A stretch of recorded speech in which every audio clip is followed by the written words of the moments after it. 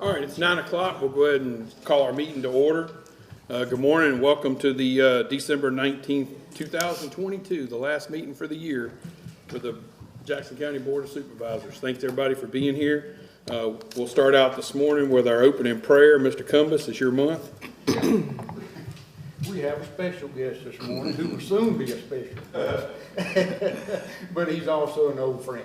We have Sheriff Congressman-elect Mike Ezel is going to come forward. All right. Thank you very much.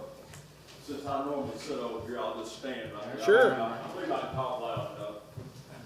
I've had a devotion that I got a number of years ago, and I break it out from time to time, and it's been very personal to me in my life. And I just want to share that with y'all this morning. It comes from the Old Testament, and most of you know the story about Joseph in the Old Testament. In Genesis 39:2, it says, "The Lord was with Joseph, and he became a successful man." So what constitutes success? In a 2006 survey of 27,000 randomly selected people representing 198 occupations, the general social survey found that the most satisfying careers were involving caring for, teaching, and protecting others. The world speaks of success as being the ability to have whatever you want, whenever you want it. However, this is a jaded concept of life and does not correlate with true happiness and success in a career. Success consists in achieving God-given goals that help people. There's deep satisfaction in that. Scripture says that Joseph became a successful man. Joseph was a successful man because the Lord was with Joseph. Early in life, Joseph had dreams that God had great things planned for him. And yet he was thrown into a pit, sold into slavery, falsely accused, and falsely imprisoned. But he maintained his faith. Life is not easy, and careers are often endangered by unfortunate events that we have no control of. Joseph's success is a result of pleasing God. Making money was not his focus.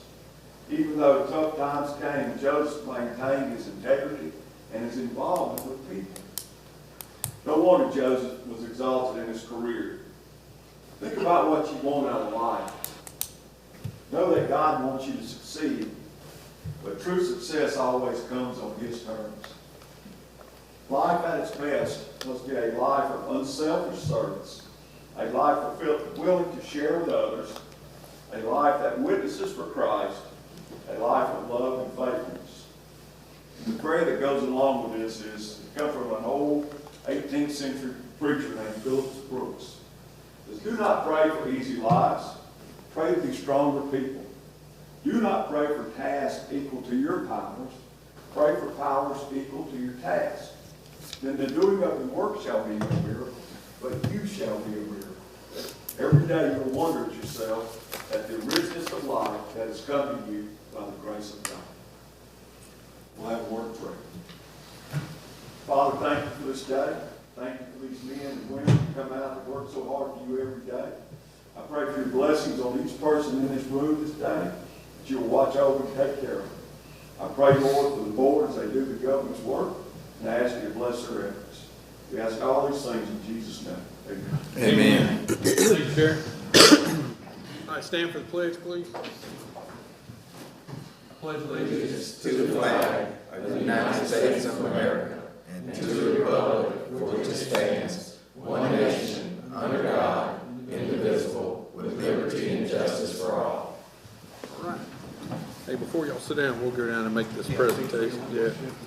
All right, we have a presentation this morning for our recognizing our longtime planning director, Michelle Coates. Come on up. Come on, guys. We do that.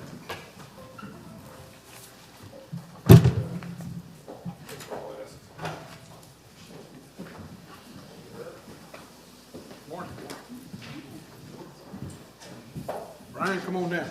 Brian.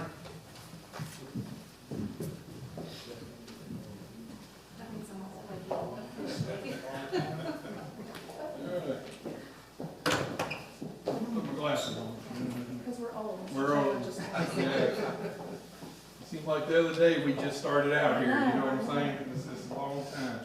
Well, this is Michelle Coates. She's been our planning director for a long time and a 32-year employee of Jackson County, which that's a rarity. I'm gonna tell you, when you have an employee that's been here that long, you have to recognize them. So this morning, the Jackson County Board of Supervisors does hereby honor Michelle Coates upon the occasion of her retiring after 32 years of service to Jackson County.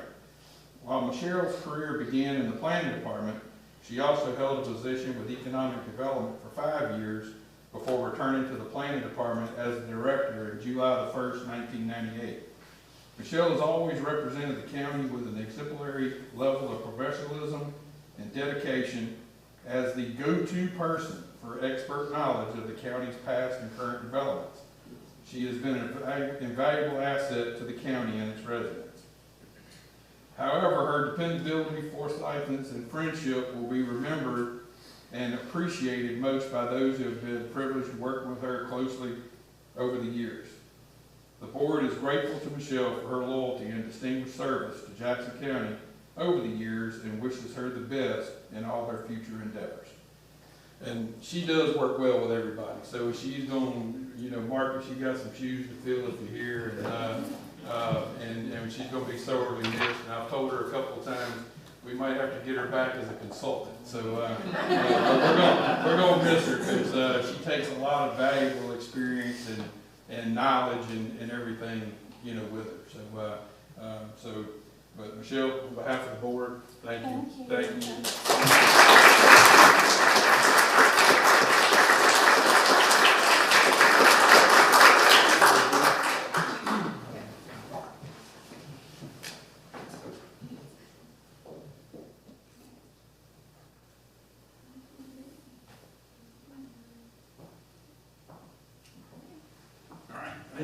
Michelle, you want to say something? Yes, I would like to thank the board for always supporting me through the years. It made the job a whole lot easier. I'd like to thank Ron for letting me be part of his team, and thank the employees of the planning department for showing up every day and making me look good, I'd say.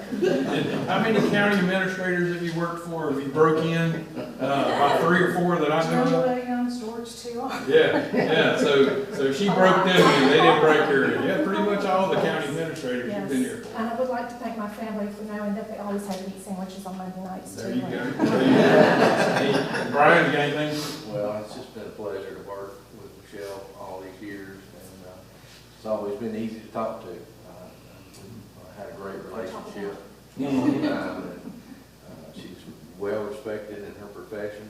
People that know her know that how she is and how intelligent and knowledgeable that she is, and she's going to be missed. We'll miss you, Michelle. I'll miss y'all too. Anybody else on board? Have a great retirement. Thank you. You have been great. Yeah. And we really appreciate what you've done for all It's of been us. great. I hope you get bored and come back. Yeah. My daughter told me she's been acting right. I said, Yeah, right. yes. Well, you're going to be at Wednesday's meeting, right? Planning Yes, Commission yes, meeting? I'll be So there. I want to say that this morning I was looking over the planning department agenda for Wednesday, and this is just a testament to her leadership. There's 733 new lots being proposed on the planning commission's agenda for Wednesday, okay? 733 new residents coming to Jackson County. I remember when we might have 50 in a year, Yeah. and here we are. This is how much Jackson County is growing.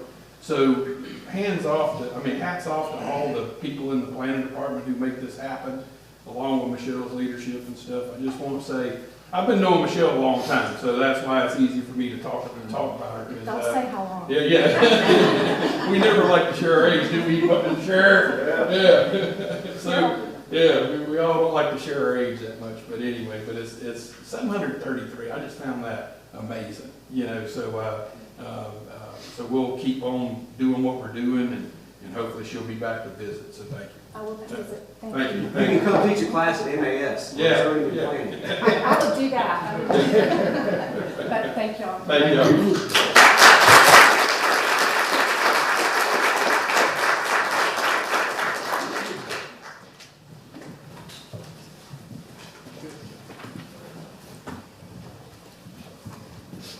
Hey,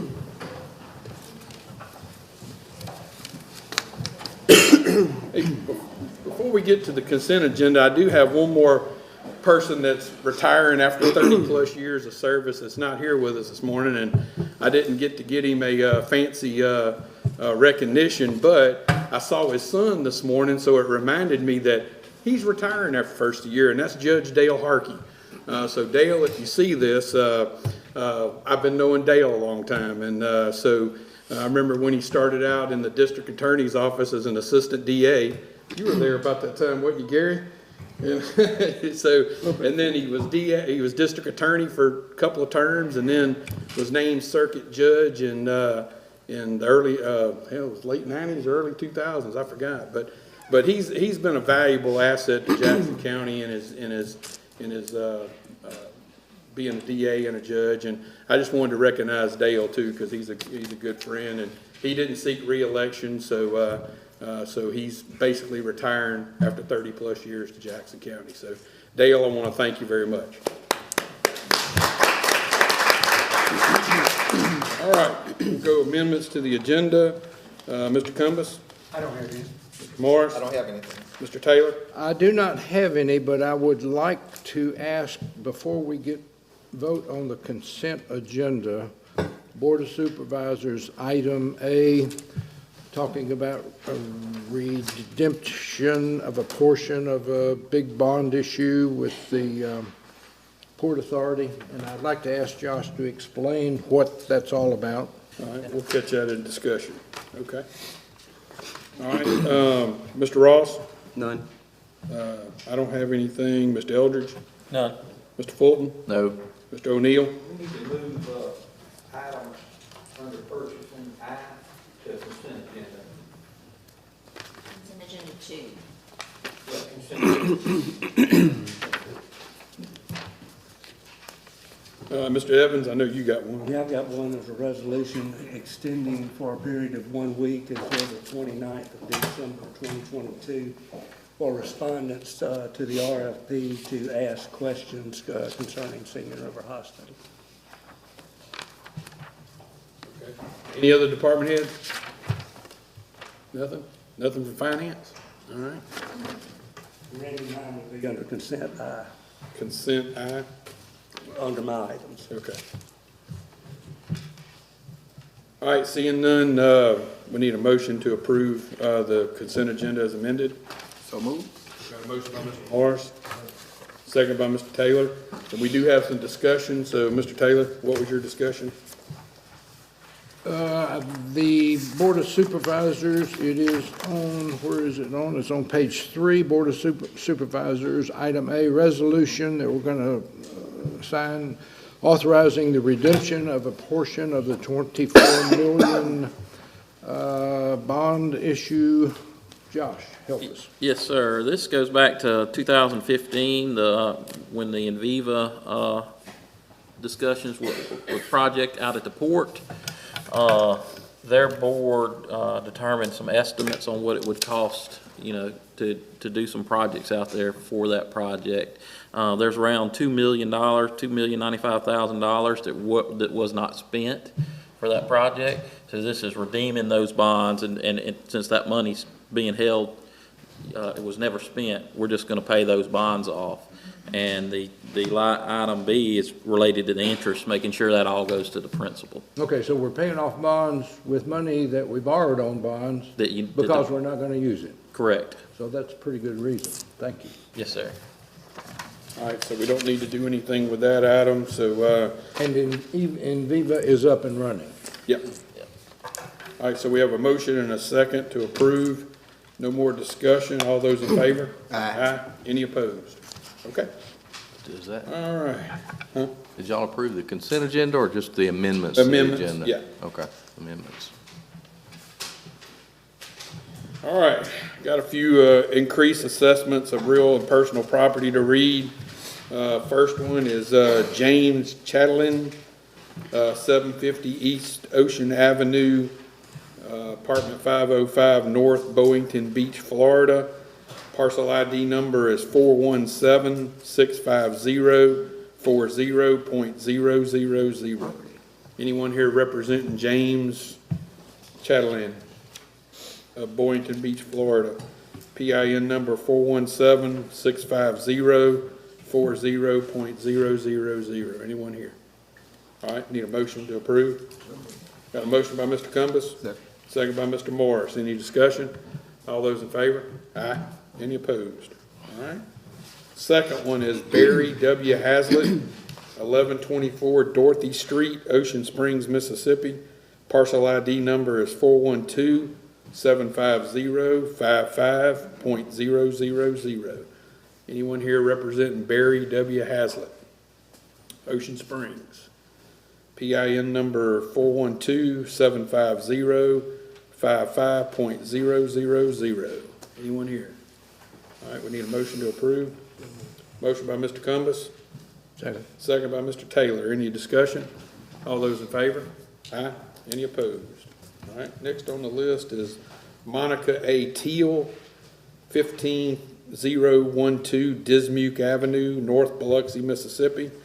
Parcel ID number is 063-470-32.000.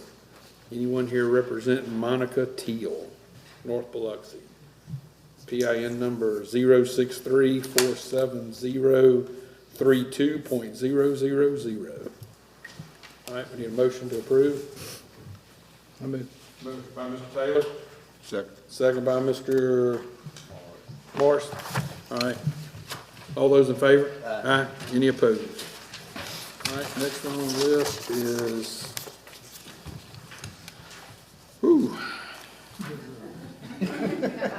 Thoma, Sierra Lou, L-U-U, 6413 J.F. Douglas Drive, Ocean Springs, Mississippi. Parcel ID number is 074-410-11.000. Miss Lou, L-U-U, are you here? Anyone here representing her? Parcel ID number 074-410-11.000. All right, we need a motion to approve. Motion by Mr. Morris. Second by Mr. Cumbus. Any discussion? All those in favor? Aye. Any opposed? All right. Next one, Huntington Ingalls, Post Office Box 149, Pascagoula, Mississippi. Parcel ID numbers, there's two of them. First one is 304-809-15, and then 304-808-17. Anyone here for Ingalls, Huntington Ingalls, Pascagoula? Parcel ID number 304-809-15 and 304-808-17. Anyone here? All right, we need a motion. So moved. Got a motion by Mr. Ross. Second by Mr. Morris. Any discussion? All those in favor? Aye. Any opposed? All right. Next one is South Alabama Land Trust, 11401 US Highway 98, Fairhope, Alabama. Parcel ID number is 00030505.033. Anyone here for South Alabama Land Trust, Fairhope, Alabama? PIN number 00030505.033. Anyone here? All right, need a motion? Got a motion by Mr. Cumbus, I'll second. Any discussion? All those in favor? Aye. Any opposed? All right. Next one is American Bait Works, 7000 Gulf Tech Drive, Ocean Springs, Mississippi. There's two PIN numbers on this. First one is 500-30210 and 07165-006.05E. Anyone here for American Bait Works, Ocean Springs? PIN numbers are 500-30210 and 07165-006.05E, letter E. Anyone here for American Bait Works? All right. Need a motion? I make the motion. Second by Mr. Morris. Any discussion? All those in favor? Aye. Any opposed? All right, last one on the list, Mary C. Ward, 3501 Water Oak Drive, Van Cleve, Mississippi. Parcel ID number is 023-220-60.170. Mary C. Ward. Anyone here for her, or she here? Van Cleve, Mississippi. PIN number 023-220-60.170. Anyone here? All right. Need a motion? Motion by Mr. Cumbus. Second by Mr. Morris. Any discussion? All those in favor? Aye. Any opposed? All right. Next on the list is general public comments. Anyone here for general public comments? Come on up, Ms. Deborah.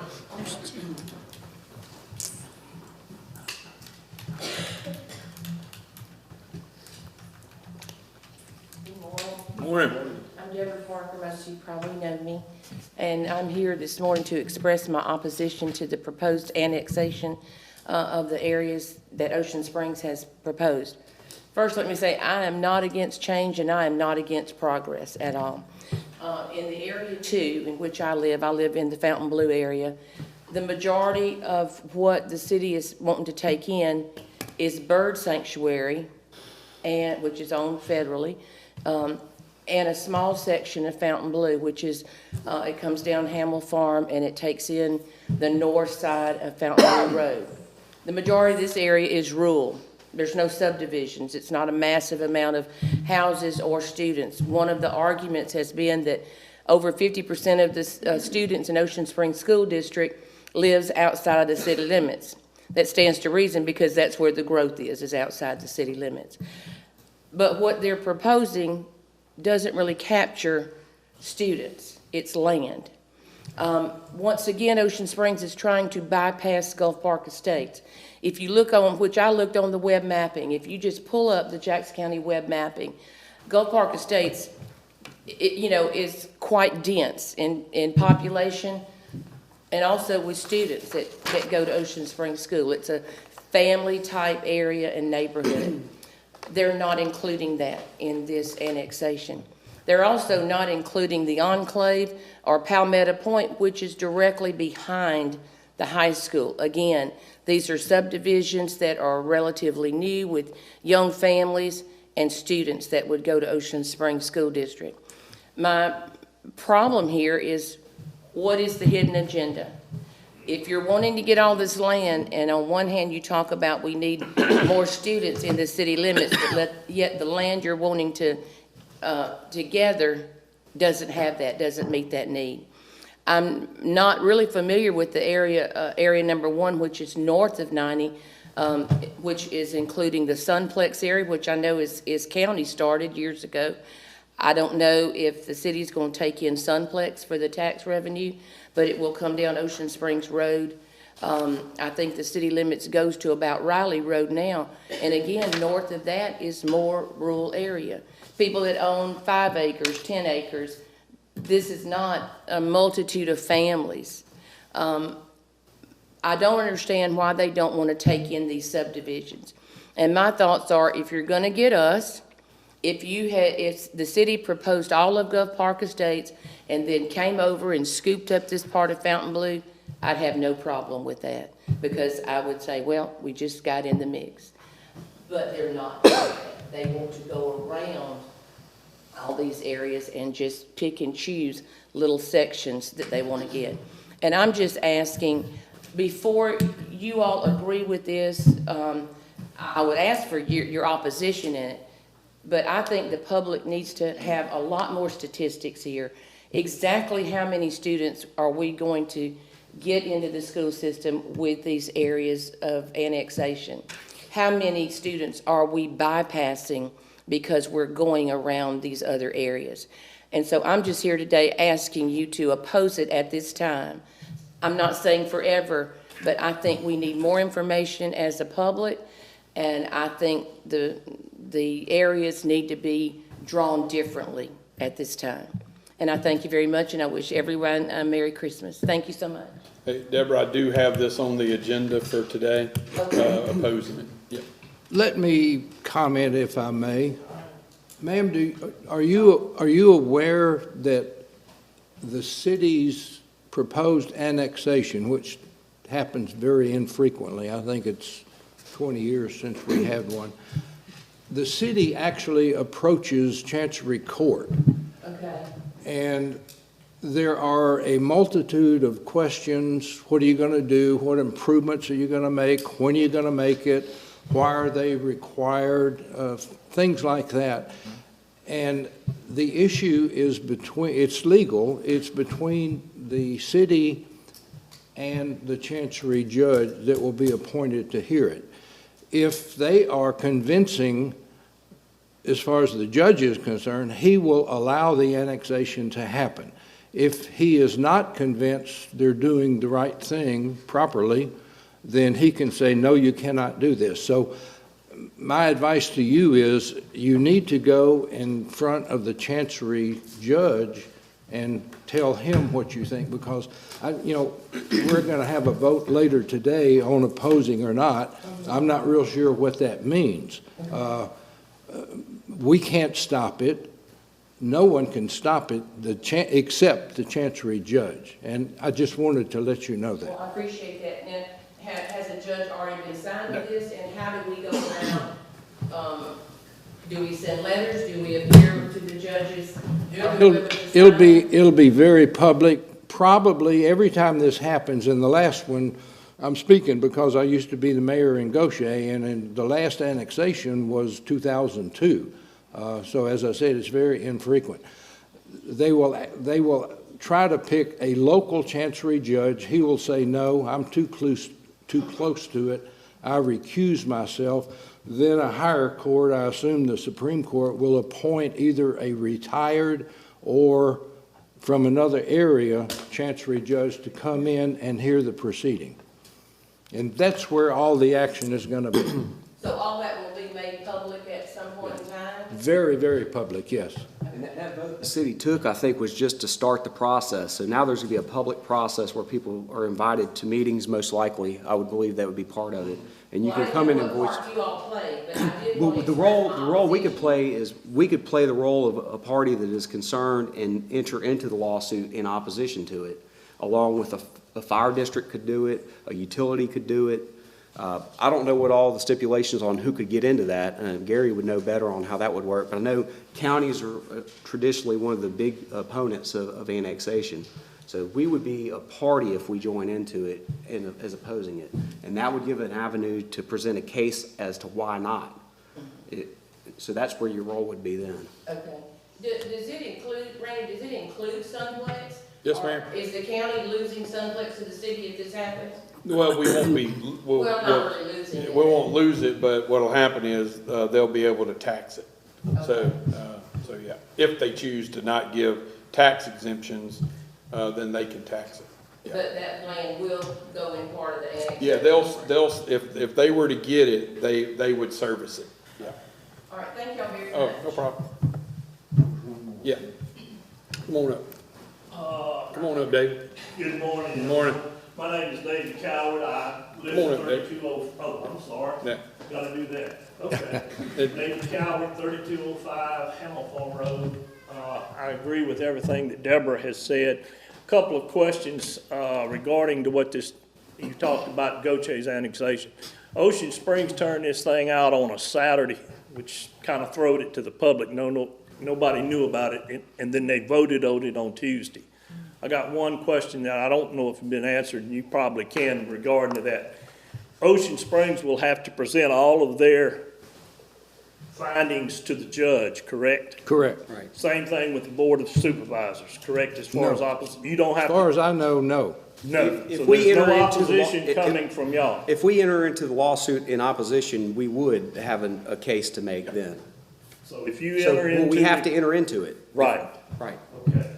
So therefore, the judge, he will be able to determine yes or no as far as what is the factors in determining this? Is it the money that Ocean Springs has? What's the rules and guidelines for that? I can give you a guesstimate. Way back when, there were about 10 items, and I believe, if my memory is right, they called them indicias, something like that. there's, what is it? Indicia of reasonable. Indicia. Today, it's more like 12, and let me read them for you.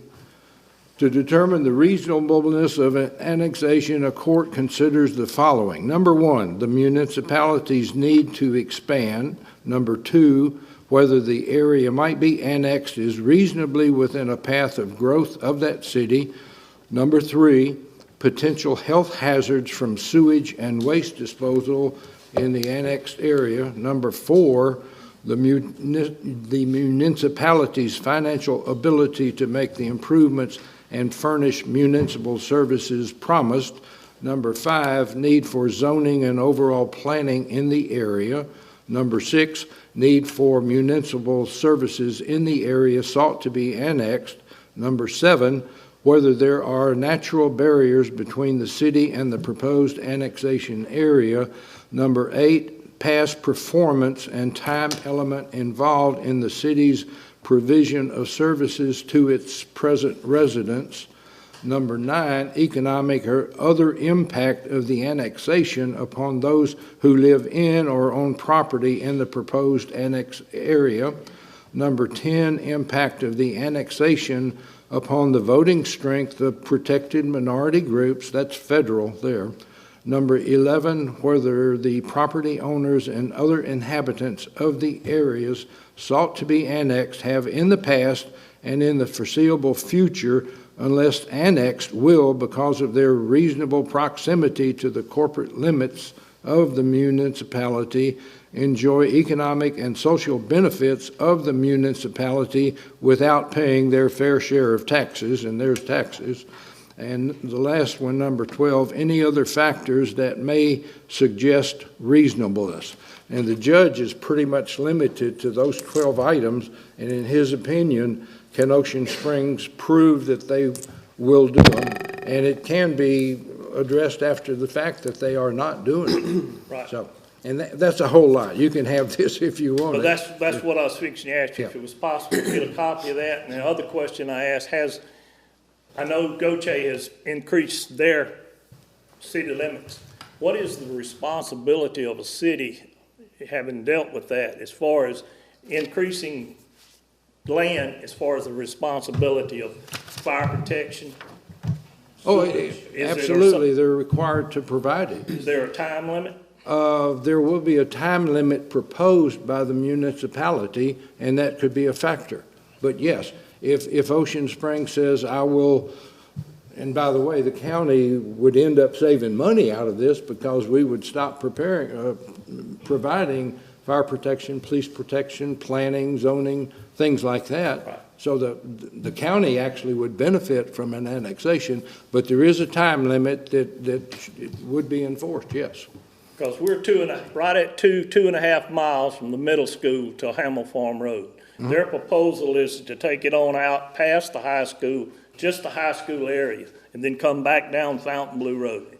Take it, come back in, catch the airport, and basically pick up those areas right there in front of the middle school. Mm-hmm. So basically what you're telling me is if they're going to provide me sewer or fire protection, they're going to have to come from Ocean Springs somewhere, right?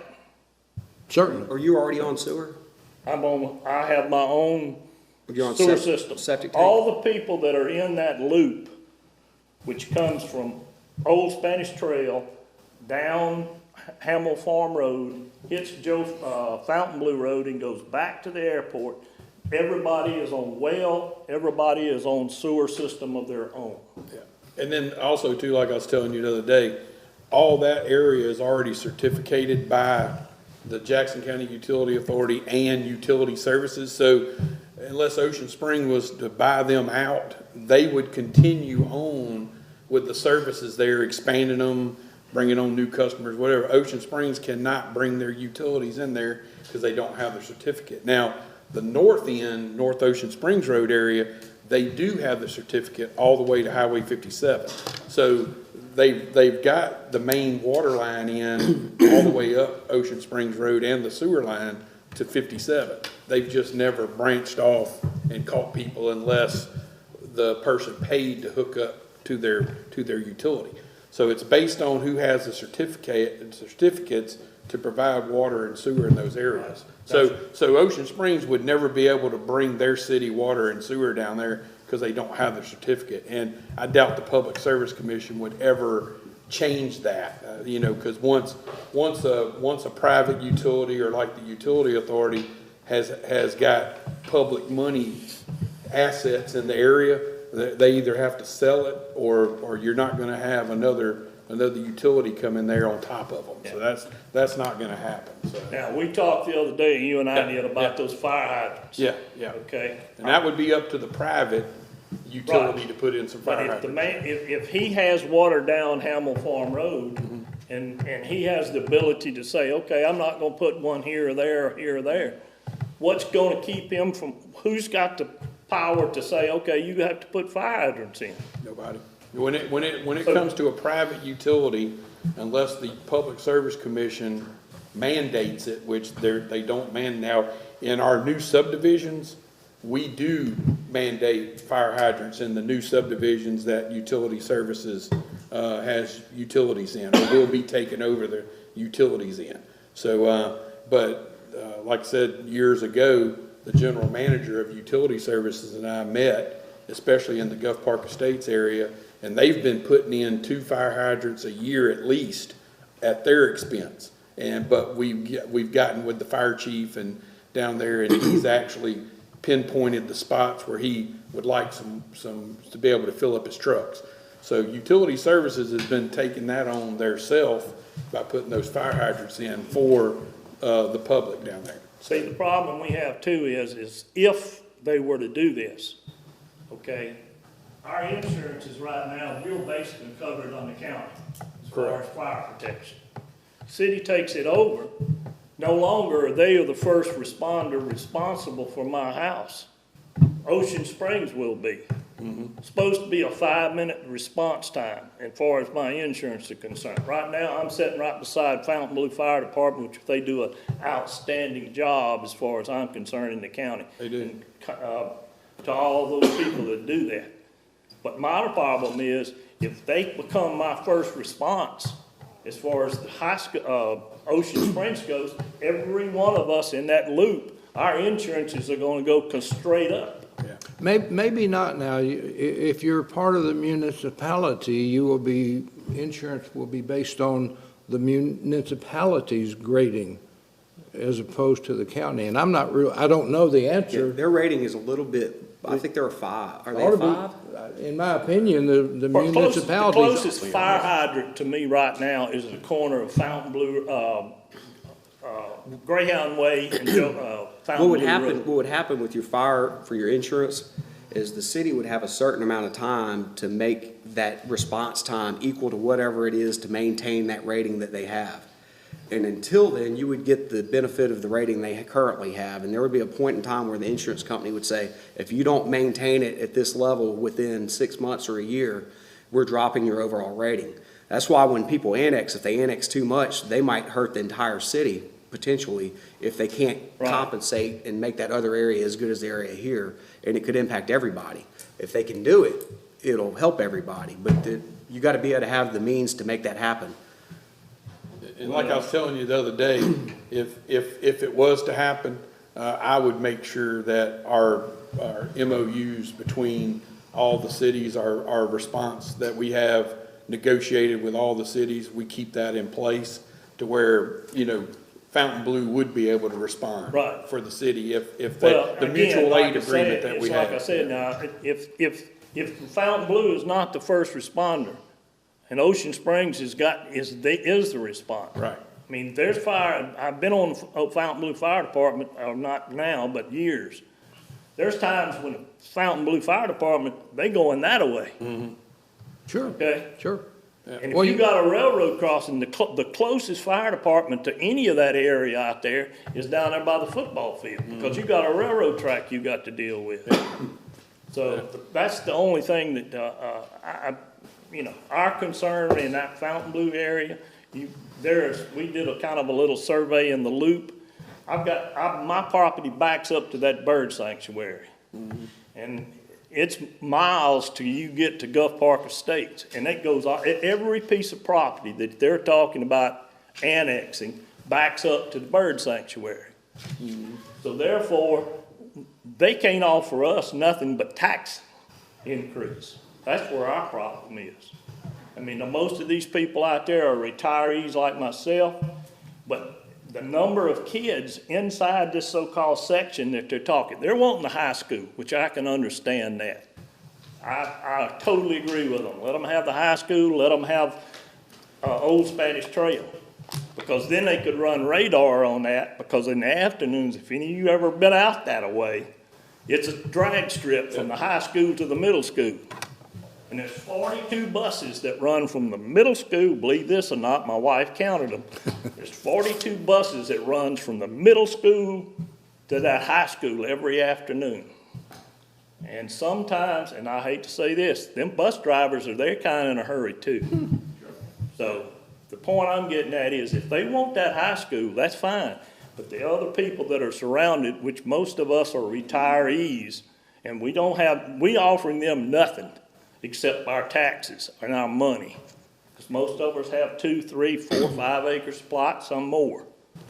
So like I'm saying, I'm hoping that you as a group will oppose this strongly and help us if we have to present something to a judge, kind of help us out and tell us what we need to do and not to do. Ken and Gary, tell me if I'm right.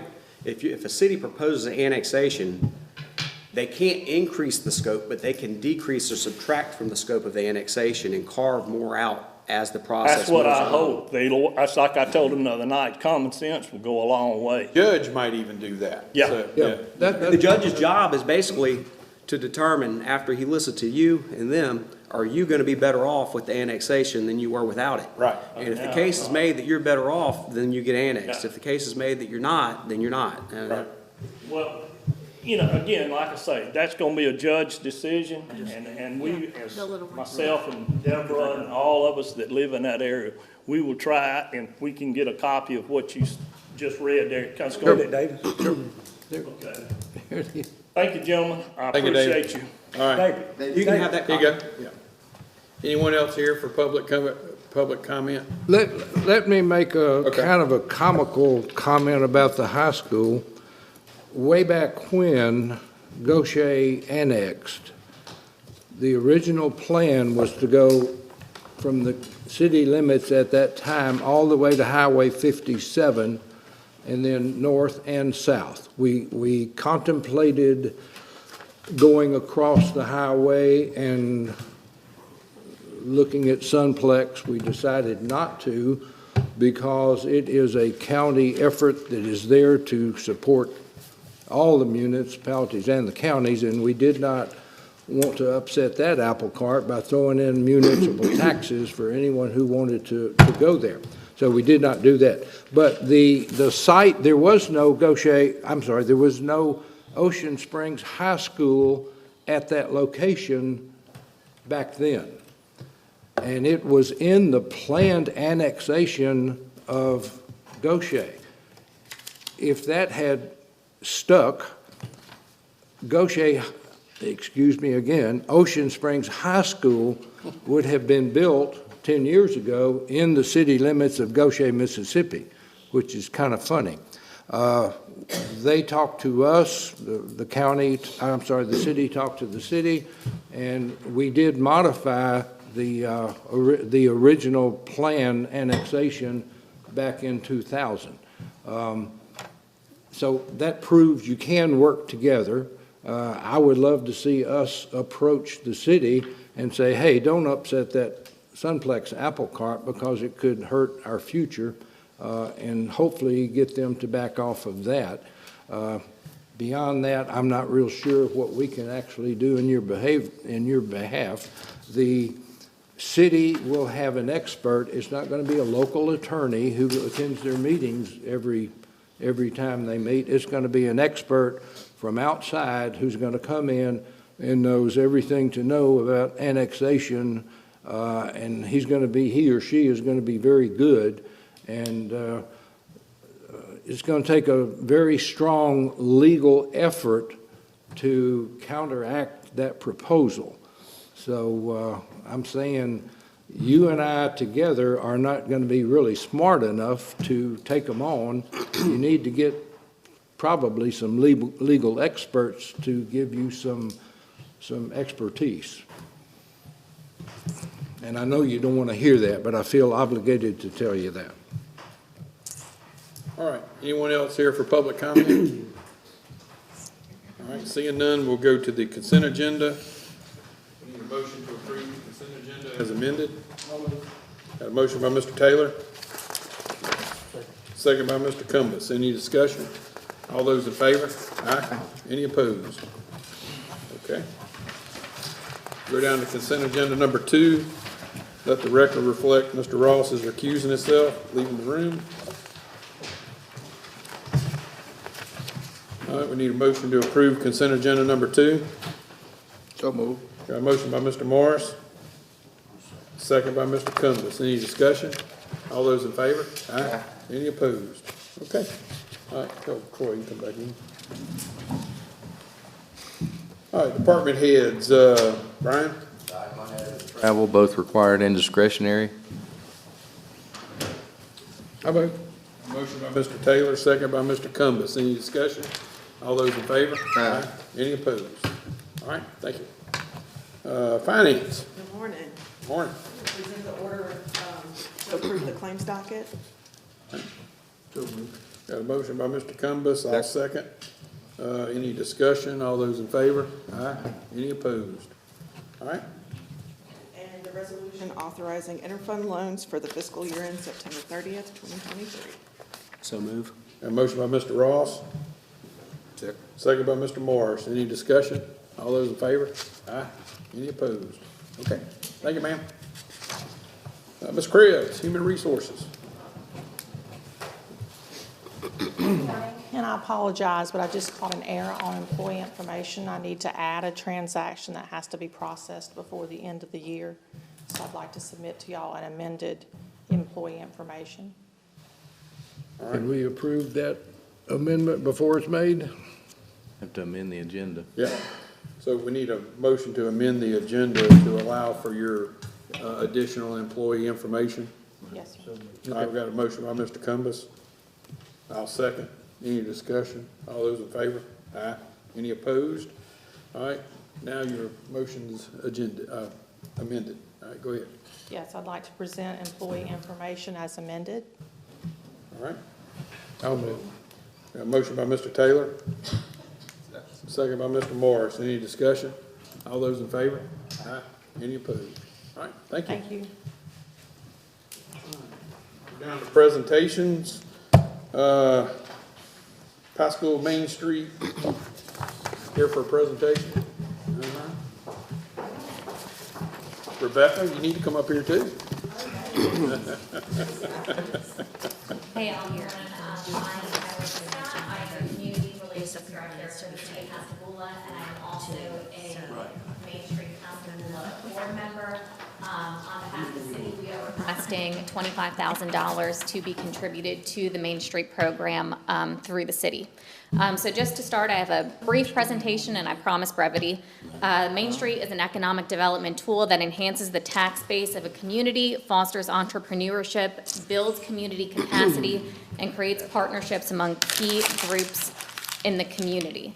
And I would say that in the past year, that is exactly what Main Street Pascagoula has done. Forgive me, I cannot get that.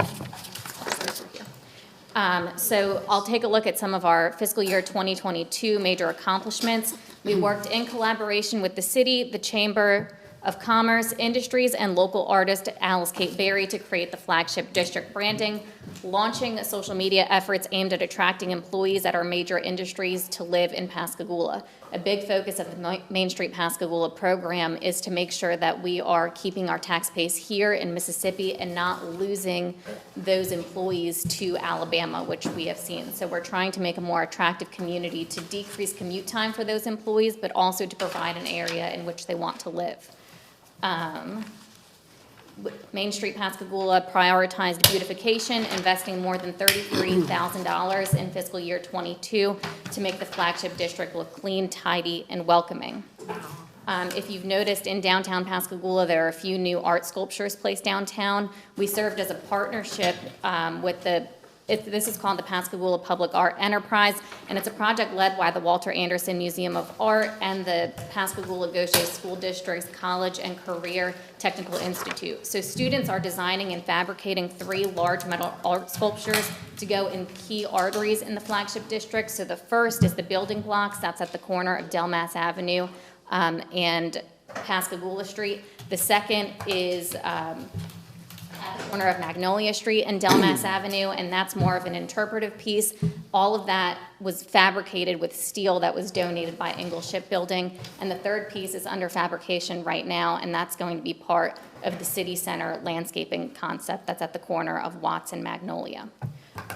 We used a $50,000 grant from Mississippi Power to have a downtown streetscape study done to see how to maintain adequate parking, promote walkability, and enhance beautification in the flagship district. And what this has actually done is give us a roadmap of how Main Street can move strategically block by block to make those improvements. So the picture that you're looking at there is actually the Krebs Avenue parking lot area, and one of the main focuses for Main Street Pascagoula is to connect walkability, so to connect Krebs Avenue and Delmas Avenue across the railroad track. So that would be creating a walkway there from those 2 areas and to encourage walkability downtown. In a little bit, we'll talk about some of our work plans for 2023. And some of that is going to be primarily focused in taking things that are in this streetscape study and actually putting them into action. Main Street has partnered with the Pascagoula Redevelopment Authority and paid to have growpascagoula.com redesigned. If you all have not visited growpascagoula.com, this is a site that we created to list available properties for potential developers, and it gives those potential developers a list of all the incentives that are available to them if they were to purchase that property. It lists all the residency options, as we've seen so many new apartments coming online downtown, and it celebrates the growth that we're seeing.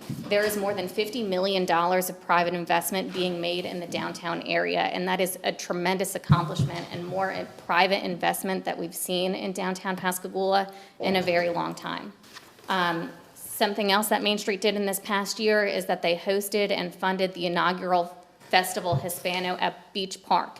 It's the only festival celebrating Hispanic heritage on the Mississippi Gulf Coast, and it drew tourists from all over. It was a great partnership between HOLA at Ingalls, the Hispanic Employee Alliance at Chevron, and Main Street Pascagoula to help make that happen.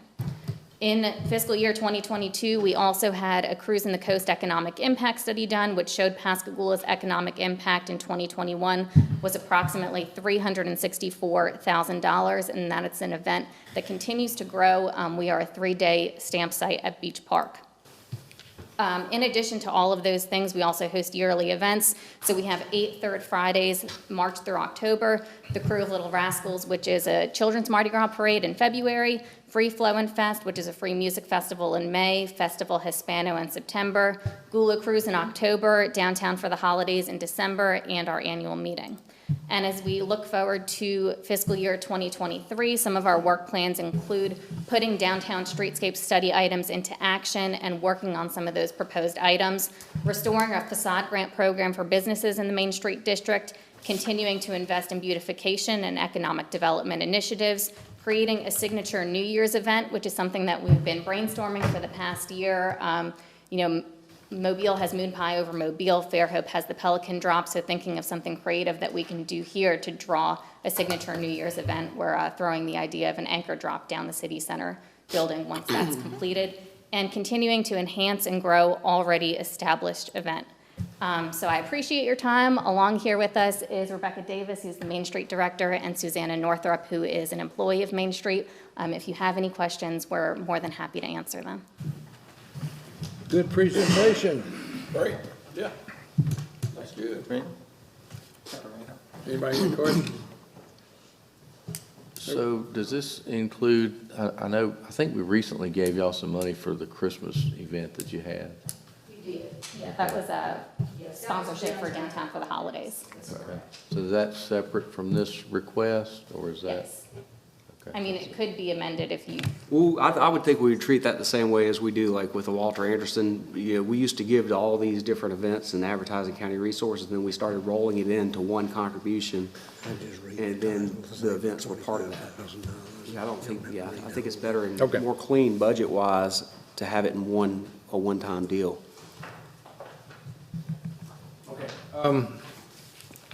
Ask Gary for a resolution which is prepared. So I'd like to move that we pass this resolution. I'm not going to read the whole thing. Whereas Section 17.3.1 Mississippi Code annotated provides authority for the Board of Supervisors to advertise county resources, and whereas the board desire to advertise county resources by providing $25,000 to the Pascagoula Main Street for economic development projects, and another whereas and a whereas and a whereas, I would like to make a motion, we approve this resolution. I second it. So we got a motion, Mr. Taylor, second by Mr. Morris. Any discussion? Any more discussion? All those in favor? Aye. Any opposed? Okay, thanks all. thank y'all. Merry Christmas. All right, y'all too. I think we should take into consideration. Yeah, we do. Put it all together next year. We're gonna make it a little corner. Yeah. All right. We got action items, state delegation. I have here's a resolution requesting the legislature to amend section 41-1935 to increase the number of members on community mental health boards. And this is the same or similar resolution we did last year. This would include 2 members from each county plus 1 member from the larger of the 2 counties, which would be us. So this is recommending they have a 5-member board with us having 3 of the 5 members. All right. As opposed to today having a board made up of 2, one George One and and one one. Jackson County. Yeah, I'll make that motion. Second. All right, I made a motion, Mr. Cummings second. Any more discussion? All those in favor? Aye. Any opposed? Secondly, just for general discussion on the state delegation piece, I sent out to you last week the 2020 or the 2023 legislative agenda with our funding request on it. 3 categories of funding that we're requesting, and these are applications that we made earlier in the year. So 2 Tidelands projects, 1 at Highway 63 boat launch in Moss Point, and then also the next phase of the Racetrack Road boat launch in St. Martin area, $120,000 and $160,000 for those 2. Also a Gulf Coast Restoration Fund project, which is the Jackson County Blueway, $1.7 million for that. And then the 2 Go Mesa projects that we submitted on, the Coastal Roadway Hurricane Protection in the Fountain Blue area, Bell Fountain Road, $760,000, and also the East Beach Outfalls and Shoreline Protection in Ocean Springs for $1.7 million. Those are the current projects that we have submitted funding requests for, and so those are on our agenda for this next session to try to get those funded. Also, there may be some CapEx funds, additional revenue that the state has that they may choose to fund projects with. Representative Barton contacted Darcy and us and asked for some recreation projects in his district that could qualify for that. We sent him a list of those as well. And I believe, Randy, you had one other project that you wanted us to work on. I've got the Dina Road project there in Ocean Springs. I'd like to put it on the list for $1.5 million. We've got $1 million that we're gonna contribute to it. And Ocean Springs has already spent about $500,000 on it. Doing all the Ocean Springs has already done all the engineering, the right-of-ways, and everything they needed to do to get it to us so that we can find the funding to build it.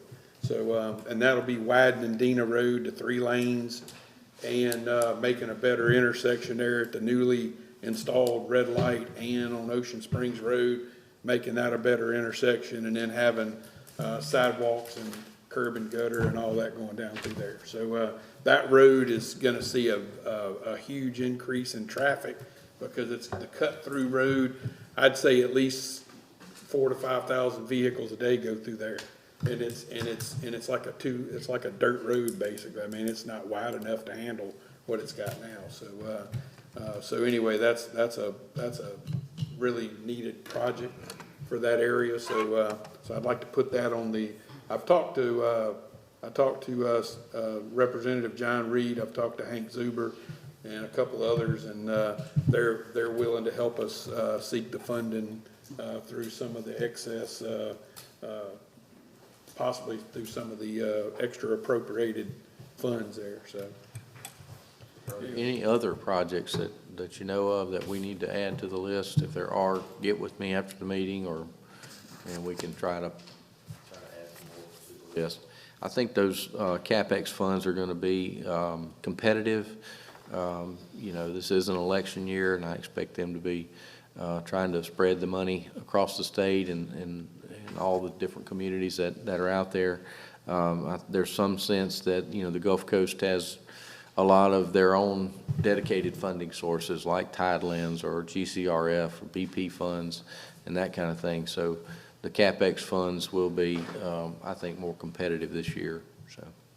All right. And then just one more thing on the state side.